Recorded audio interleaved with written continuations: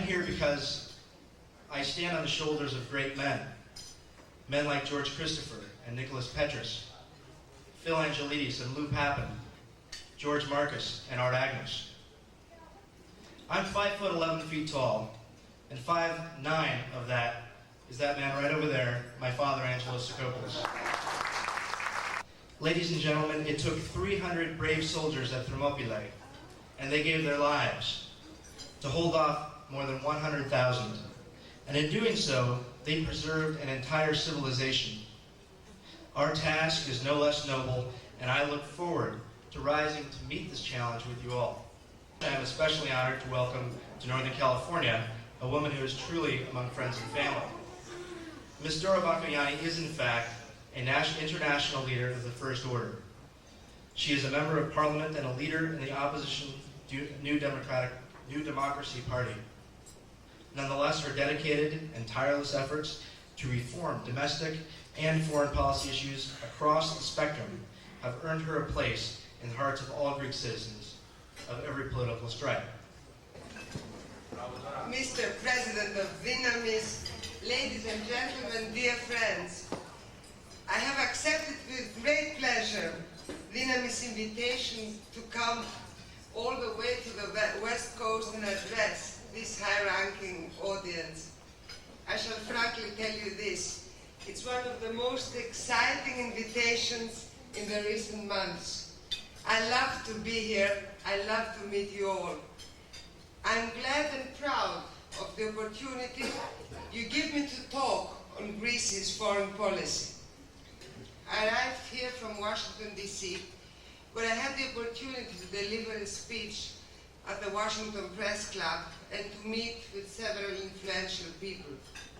I call it an opportunity because Greece definitely needs a fair presentation in this country. From our capacity to grasp new opportunities, eliminating at the same time old threats, the future of our country depends. The United States is, of course, Greece's key strategic ally. But more than that, since the Greek War of Independence, the two countries have been ideologically close and mutually influential in the world of ideas.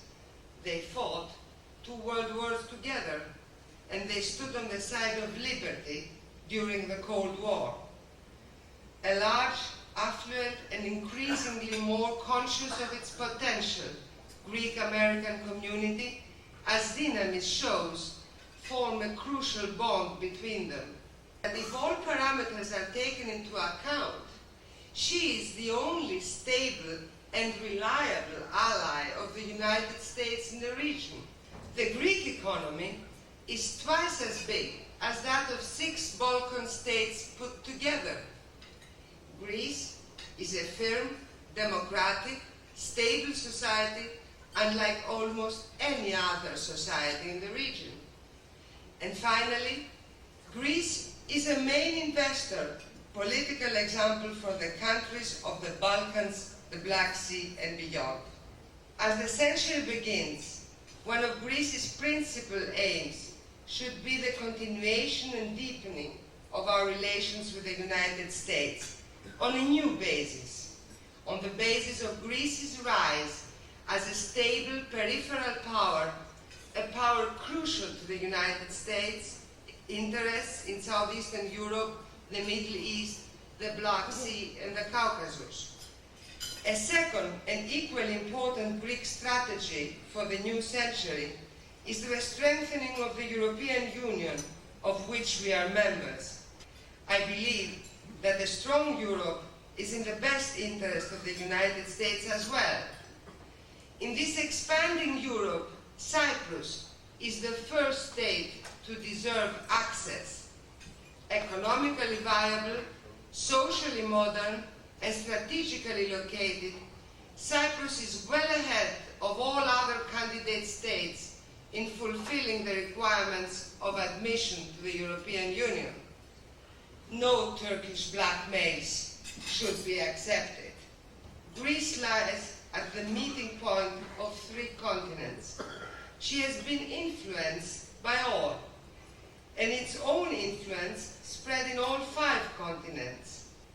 Only recently, the Balkan area has become again a top priority for Greek foreign policy. Less than a decade ago, a full-scale Arab policy, once mainstream and pervasive, even if one-sided, exists in fact very little anymore, and it needs to be reformulated. But it must now include the acknowledgement of Israel and its special needs and problems as well. For Israel is, just as Greece is, a special case, a nation as old as ours, as lonely as ours, and as world-spread as ours. And above all, I dream of Greece and of the Greeks all over the world as a power of ideas, inspired by their past, but building a distinctly new cultural future. This is what the Greeks now owe to themselves. This is why this image of Greece, old and new, must be powerful, projected in the Athens 2004 Olympic Games. Ladies and gentlemen, dear friends, as people see the blue and white flag of the Aegean in all ports of the world, we want them to think again, as Hegel did of ancient Greece when he wrote in his philosophy of history the famous phrase, Greece, a country whose influence is out of all proportion to its size. Thank you very much. Thank